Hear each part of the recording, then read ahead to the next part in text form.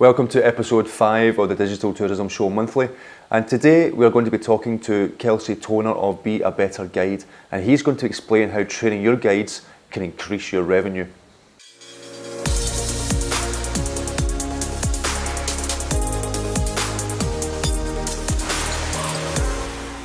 So today we have the pleasure of Kelsey Tonner from Be a Better Guide. Now, Kelsey is a massive when it comes to training your guides to offer a better customer service. And offering a better customer service will generate you more revenue in the long run because it will give you better reviews and more word of mouth referrals. I hope you enjoy the interview. Hi everyone, we have the pleasure of Kelsey Tonner from Be a Better Guide. And how are you doing, Kelsey? I believe you're in Hawaii at the moment. Yes, it's a little before sunrise, so it's just myself and the roosters who are up. You may hear a bit of them in the background. Things are well. Excellent. Good to hear. No, I met Kelsey at the Greyline conference, and I have to say it was one of the best talks I've seen at any of those conferences, in any conference I've seen in a while, to be honest. So I thought it would be good to have a bit of insight from yourself to allow our viewers just to sort of get your own sort of take on how guides could be performing better and how that can have a massive impact on a business's bottom line at the end of the day, because it's going to bring in them more revenue, etc. in the long run. It was just to get your take on that, and I think the viewers would find it very useful. So no, tell us a bit about yourself and how did Be a Better Guide start up?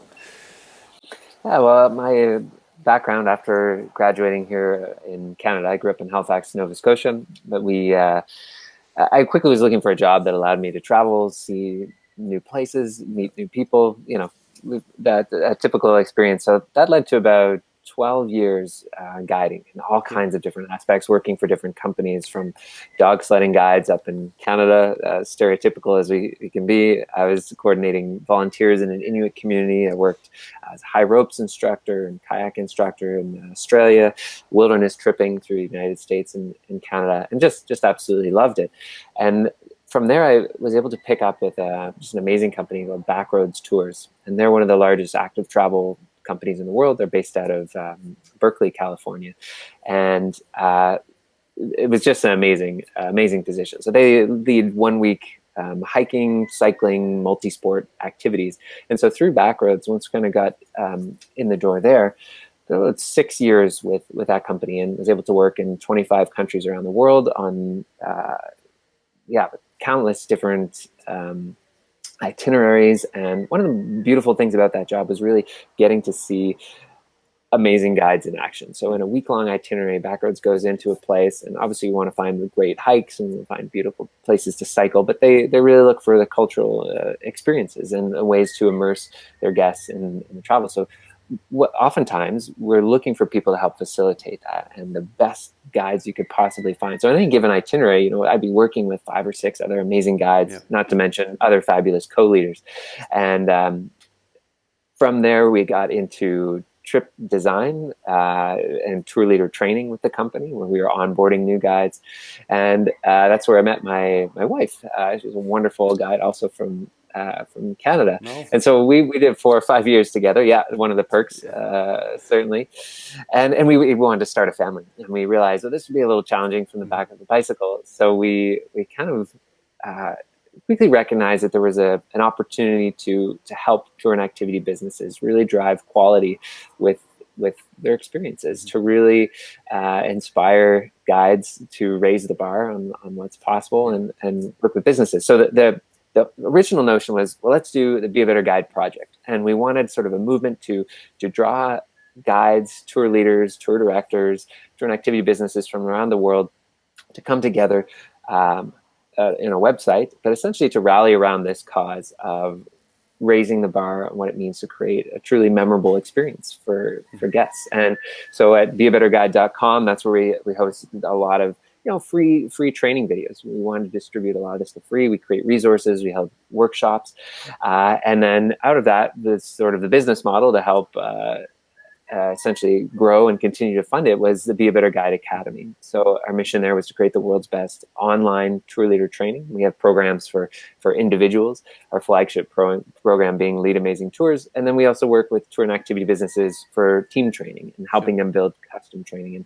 And so this was a way that we felt we could reach lots of people, give away lots of stuff for free, but then, save some of the best stuff for the Academy members. And yeah, that we're down about 2.5 years in. And it's been just wonderful response from all corners of the globe. It's been really magical. Yeah, it must be amazing. It must allow you to travel quite a bit then and helping other people. Yeah, that because we were honestly just loved travel so much, loved that lifestyle of being able to essentially have a suitcase and find home no matter where you are. We love the notion of it, the online business. So we could be location independent. We could be, for example, here in Hawaii, spend a month and a half instead of just flying in. You just have that 1 week, but we could work with businesses all over. So it's led to some really amazing opportunities. I was just down in the Panama-Colombia border, and there was a tour and activity business that runs these through the San Blas Islands. It's this beautiful remote archipelago just along the border, and they have this 3 or 4 day boat trip, and it's just what we tend to find are these companies that are really committed to creating wonderful experiences, and they find us, they love what we're doing, and then there's all kinds of companies out there that maybe wouldn't be as interested in what we're doing or just maybe cruising a little bit.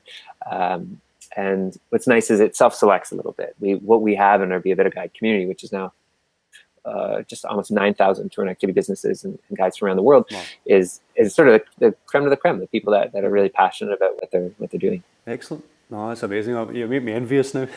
Try doing all that traveling. I suppose so. That leads on sort of nicely into my next question. So, what should businesses be looking out for as the sort of key ingredients what makes a really good guide? Whether a good guide from the get-go or someone who potentially could be a good guide. So, is there any key ingredient that a business should be looking for in someone who could have that potential? Or a big belief that's kind of at the core of the Be a Better Guide project and the Be a Better Guide Academy is really recognizing that these are, how do you say this, a great guiding, great tour leading as a set of skills. And for the most part, those skills can be learned. This is what we wanted to do when we looked at these unbelievable tour and activity leaders that were just, adored by their guests. They were the countless adjectives that you can describe those wonderful tour leaders that you may have had, funny, insightful, great storytellers. They're really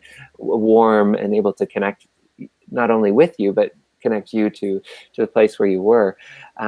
You can really sometimes be like, oh gosh, how am I going to find people like this? But our belief is really that actually what they're doing here is a discrete set of skills. And as much as possible, especially in the Be a Better Guide Academy, we try and break those things down into bite-sized skills and actions. It'd be the same thing in the customer service industry too. You look at the luxury hotels and hotels generally around the world, they're putting their staff through, and especially their, say, front desk staff, through a rigorous customer service training, recognizing that, you can come in with a baseline, which is how I'll answer your question there. But the training is really important and crucial, and is a way to really level up those skills. So we don't love the notion of like you're born with it or not. Yeah. That being said, any business that is able to recruit and hire folks who have some of these skills already, you're already setting yourself up for success. So I'm sure any business owner who's gone out and tried to attract great tour leaders will know that being warm and personal, some of those social skills, the more that a person is equipped with those, you're certainly setting yourself up for success. But what is a great thing to look for? Passion and enthusiasm, I think, go a long way. And somebody who's really committed to being 100% guest focused. And that's something that maybe you can incorporate with your training. Because I think honestly, the biggest mistake is people find people who are, people. Mm-hmm. Like, we got this nice person, like they're fairly charismatic. They seem to be great at talking, but then we don't equip them with any at any training. We don't sort of set expectations. We don't, in terms of what the guest expectations are and what our expectations are of the guide. How to manage challenging customers, providing them tools to tell better stories, avoid some of the common mistakes. You can do so much with training, for turning somebody who's just, you know, a great people person, yeah, into somebody who's really has the skills to manage customers and clients in a huge range, but also create, what we love to say is create memories of that'll last 10 years, not just, you know, a couple days or a week. yeah. We've all been on those tours Yeah. that, you know, fairly average, kind of cruisy, kind of forget almost everything that was said within, you know, the week. But we may also have that tour leader. Making anyone who's listening now, you can kind of think back on your most memorable guide or tour leader. You know, sometimes they stay with you for, you know, 10 years or longer. You may never forget how amazing that person was, and you had a shared experience with them that was really touching. Yeah. And that's what we want with guides. Yeah, no, I completely agree, and it's interesting you say it stays with you for 10 years or so. No, I travelled around Japan for about a month, and for about 2 to 3 weeks. It's an amazing country. I love the place. But for about 2 or 3 weeks, we had a tour guide. Tyler Palmer was his name. I still remember his name. We're actually still friends on Facebook, and that was 10 years ago. We still keep in contact, and once my kids have grown up a little bit, we want to go back again as well.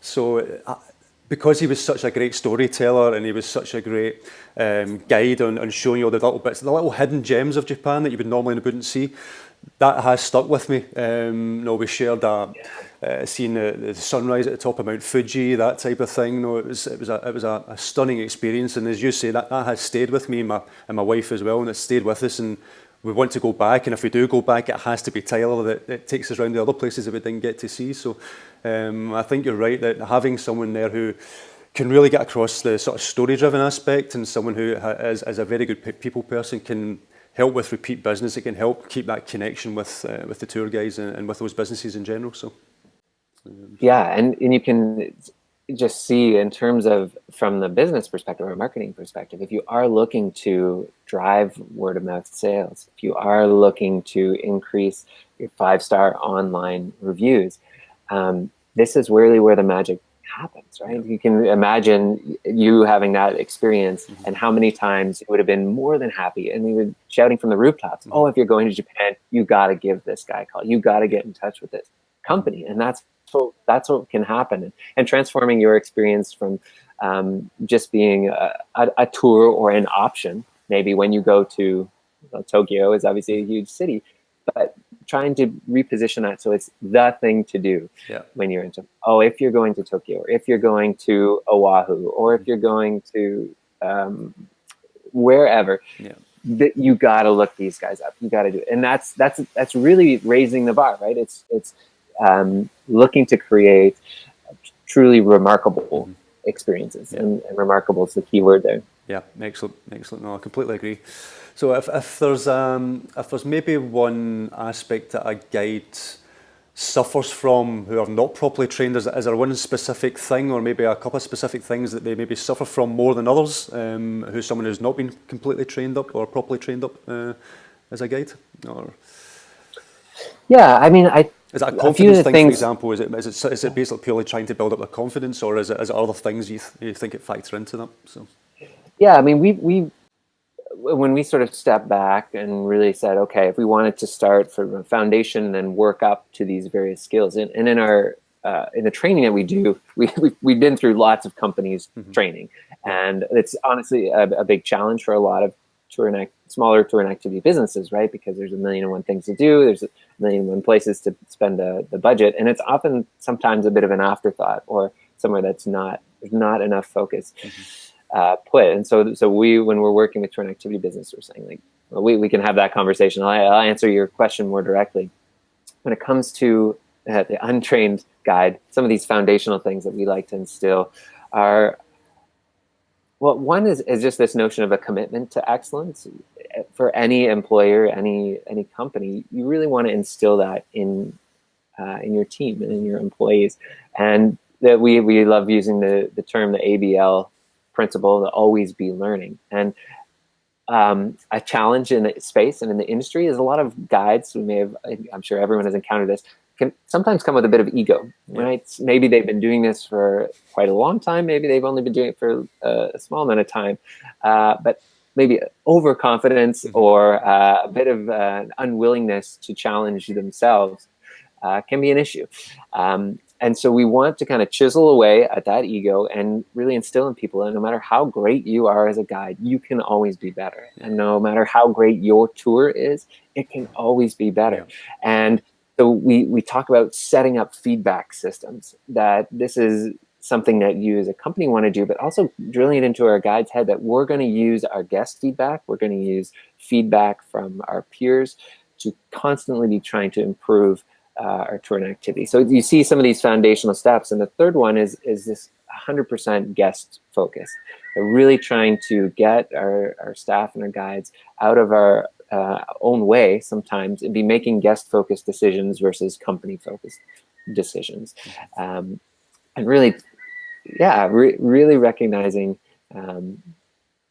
that every single guest that comes through, we have a commitment to them and to hopefully inspire them. That's a big part of, I think, why Be a Better Guide has resonated with people, because it through our training, we're talking about really pushing ourselves a little bit, right? To creating these memories instead of just, I'm doing a tour. And especially when you're doing a tour, as many guides know, over and over again, we've got to find ways to keep that fresh, to break it up, find strategies that every single, and that's all part of this guest focus, right? We know that at the end of the day, if you're doing 4 tours or something like that, that fourth one might suffer in quality, or at the end of high season, if you're working in Rome and so, you're at the end of September and you're just zonked. We need to be thinking that, well, that's not great guest focus, right? Your clients are going to be suffering there. And so those are some of the foundational principles that we work with. And then we just dive into really practical stuff too, about looking at, okay, the first, your pre-tour prep, best practices. Let's talk about that. And we give the sort of skills to do there. Your first 4 minutes, as we know, first impression is super important. We want to start tours off with a bang. We want to have some energy. Best practices for doing that through the tour. How to finale and follow up. Unfortunately, many tours kind of have this fade off effect too sometimes, where we have this little bit of an anticlimax. And we don't, that's not how we want to leave people. So we have best practices there. So that's just one step. And of course, we dive deeply into customer service training and what makes practically what that actually means. Everyone says, oh yeah, well, you've got to be reliable and you've got to be empathetic and you've got to be able to solve problems. But we really give the tools to be able to do that, make it real for people. Excellent. One of the things that we always say to our customers is, though, the experience always starts from, in my opinion, from the first click. So when they do a Google search all the way through to landing on the website, the user experience on the website, all the information they read on social, etc., all the way through to actually experiencing the product, and even the after sales after that. No, the whole experience should be consistent and just a really nice user journey and a nice experience for the customer in general. Have you seen any success stories from who you felt that by training the guides and having that better storytelling element through the training that guides have received and the experience that they offer their customers, have you seen a direct impact from what that training can bring to the revenue it generates for a business and the extra revenue it can generate for the business? Have you seen a direct impact to that? And if there's any success stories you think off the top of your head that you can share? Yeah, I mean, we can start small, or even two that kind of jump to mind. Like right now, we work with, now we're over 200 tour and activity businesses around the world that use the Be a Better Guide Academy for training their teams, or sometimes these are individuals who are just kind of starting out. And one that comes to mind, that there was a young woman in Tbilisi in Georgia, and she was quite taken with the free walking tour models, and they exist across Europe, as we all know. And this wasn't happening yet in Tbilisi, but she wanted her tour to stand out, that, hey, if you're coming to Georgia, we want to be the thing to do when you're in the capital. And so she enrolled in one of our programs, and initially it was just herself, but it grew in popularity. She got the a great website, which is super, super important, of course, to making sure that that customer experience flows through. And so she's, been one of our biggest fans, which she's been on time. She what started essentially from nothing to quickly move to the #1 position on TripAdvisor in terms of their online reviews. They've increased their bookings. Even as their team grew, the reviews were able to stay high because they were using some of our principles and practices. But there's really, dozens and dozens of stories like this. We have a wonderful bloke who does Beatles tours in Liverpool, who jumped on board with our Lead Amazing Tours and said that his profitability has increased. We encourage people oftentimes to raise their price. Tour and activity operators are really nervous to do this, but if you can really focus in on the quality and saying, no, what we're delivering is nothing like what the experience that you're going to have with other people here, and you can actually deliver on that promise, then you can charge for it, and people will seek you out and happily pay you more to provide a superior experience. No, I completely agree. I've done a few articles this in the past that too many businesses have this in their mind that they have to compete on price, and it's like, no, you can charge that little bit more, because people will pay that extra cost if they can see and if they know and read all the reviews that the experience that they're going to get is something different and something better than the competitor, whether it's a few pounds more or hundreds of pounds more. I strongly believe that people will pay the extra for it. So absolutely, and recognizing that is worth it. That is worth its weight in gold, and what we would pay to have a guide like you had in Tokyo. The problem is we've got to cut through this sort of hyper clutter and a lot of mediocrity, honestly. And so, and the other thing is people are always working so hard too that they're just like, especially at the smaller levels, by raising your prices, it's giving you more freedom and flexibility. Ideally, maybe to hire some help. So maybe even if you're a solopreneur or a small business, you don't have to work quite so hard, which again is going to lead to better experiences for your guests for the most part. The other quick example is just a company. There's many out there, but I just was absolutely inspired by Backroads Tours, and a company at that scale where they now I think have over 420 guides or something like that. They're leading 20 to 25,000 people annually on these week-long itineraries, that even at scale, they've just been so focused on training. They spend every new guide is through at least 2 to 3 weeks of training. They do ongoing training, so year after year, to continue to inspire and provide new tools to their guides. And it really shows. And the way that it shows is through first and foremost, Tom Hale, who's the CEO, will say the word of mouth recommendations.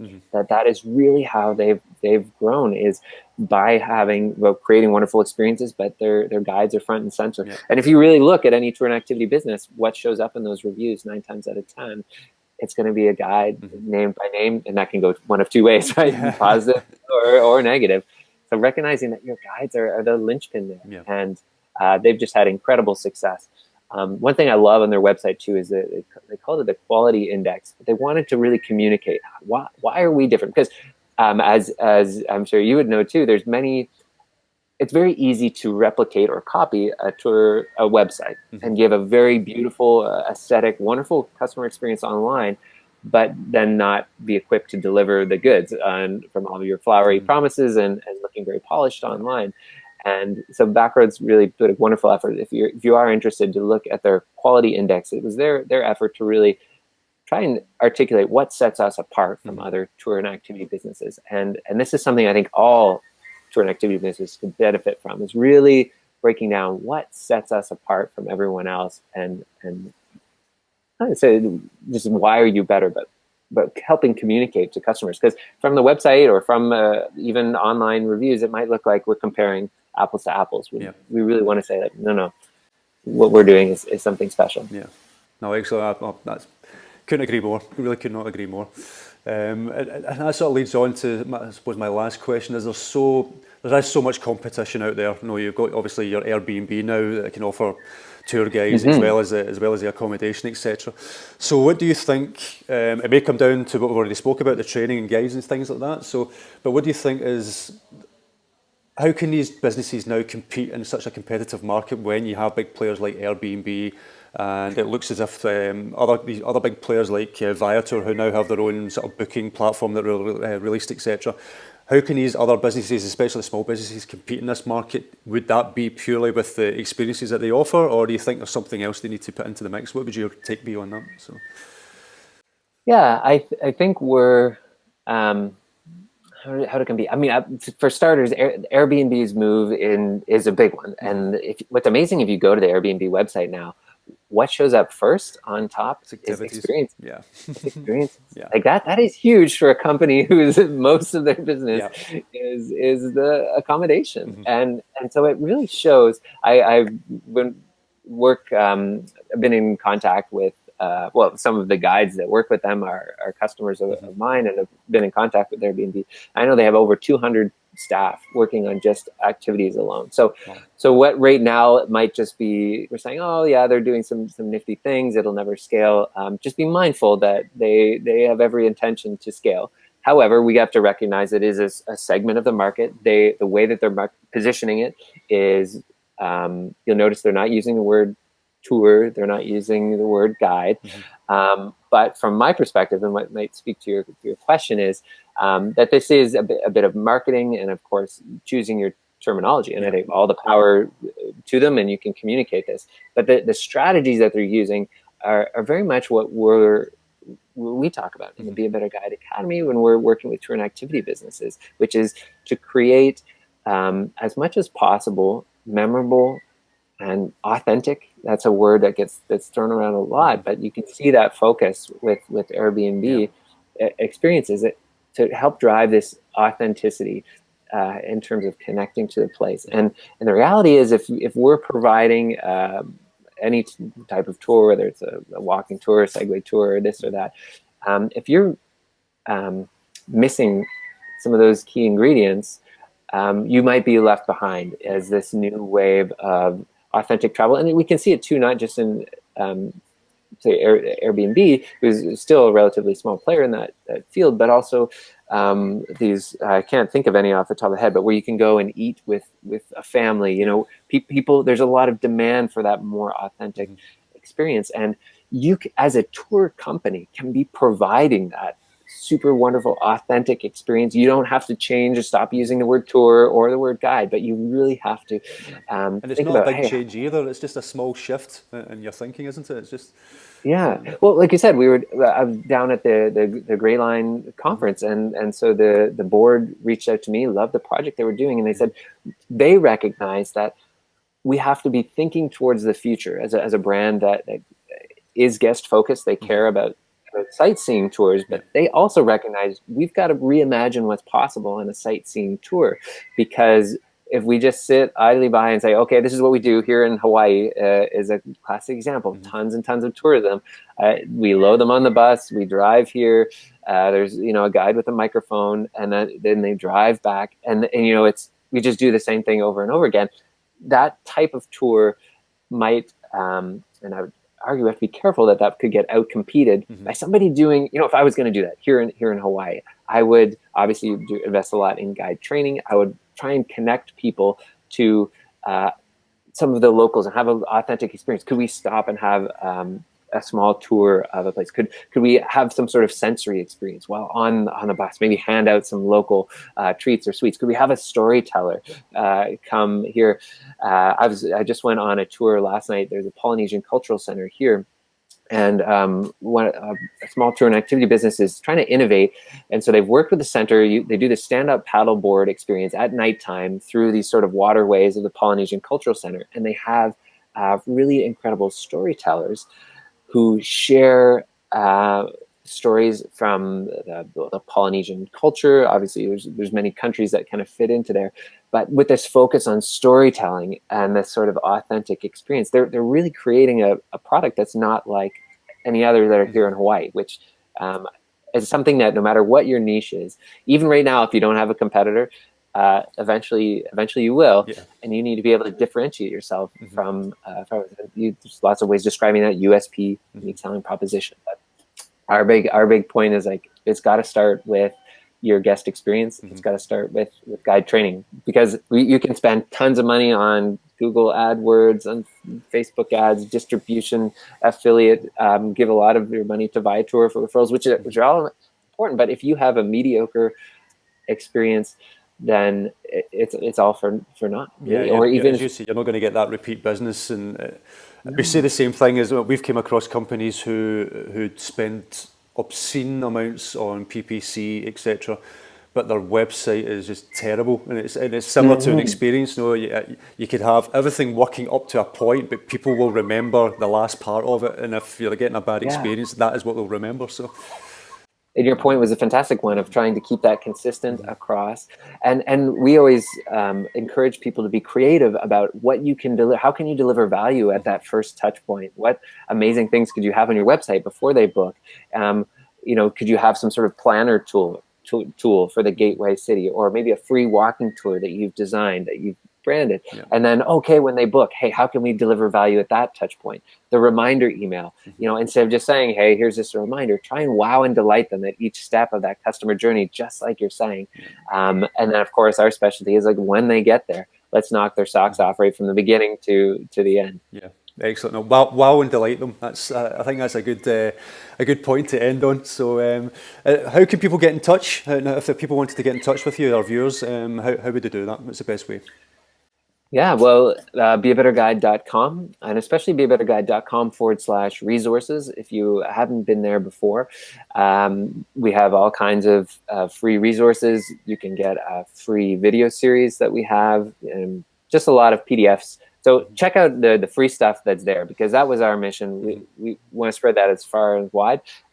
If you're interested, then be in touch about some of our programs. You can find more information on there. If you want training yourself, or you're looking to train a team, we'd love to work together and provide you some of those tools, because it's nice to have a conversation like this. And I was a little bit up here at this level, but we hopefully what we want the experience when folks go to our website, they look at some of our training videos. There's over 34 free training videos that you could share with your guides, for example. People say, hey, there's something to this, right? The proof is in the pudding. It's there. So, and of course, I'm just Kelsey at beabetterguide.com. So if you'd love to connect, be wonderful. Well, Kelsey, it's been an absolute pleasure. It's now getting lighter behind you. I can actually see the trees now. That's right. Hopefully those roosters calm down at another day to get out there. I'm going on a Segway tour later, and I'm going to be providing the same sort of messaging. Say, okay, how can we elevate this Segway tour into something that we're going to remember 10 years from now? Yeah. Oh, it's been fantastic. I love, like I say, I love the talk in Iceland, and I think there's a lot of takeaways from this video. So hopefully the viewers will get in touch and create new experiences and help their own guides to help them generate more revenue for their business. Because, like I say, to me, the experience is everything. No matter whether it's online or at the end product, if you have a bad experience at any stage, then that's the only thing the customer's going to remember. So I think it does have to work all the way through, and that's what a lot of companies fail on. So, and some reassurance too that you don't have to you have to do all this yourself. Much in the way that people would work with you to really who specialize in creating wonderful customer flows and online experience. You can get help from us. We're not here to create more stress in your life, but to really try and help with that project. So you're not alone in this, and there's lots of resources out here. Excellent. Well, Kelsey, like I say, it's been an absolute pleasure, and hopefully we'll meet up at another conference soon. I certainly hope so. Thanks for inviting me. Well, thanks again. Cheers. Well, I hope you found that interview insightful, and can I just say a massive thank you to Kelsey for taking the time. I've always been a massive believer that a customer's journey starts from the first click all the way through to experiencing your products and beyond. So if you can offer a better customer experience, this will gain you better reviews, it will gain you more word of mouth referrals, and that will impact your bottom line. So if you haven't already, I urge you to get in contact with Kelsey and see how he can help your business. So in episode 5, we'll have another interview with an expert opinion. So until then, I'll see you soon.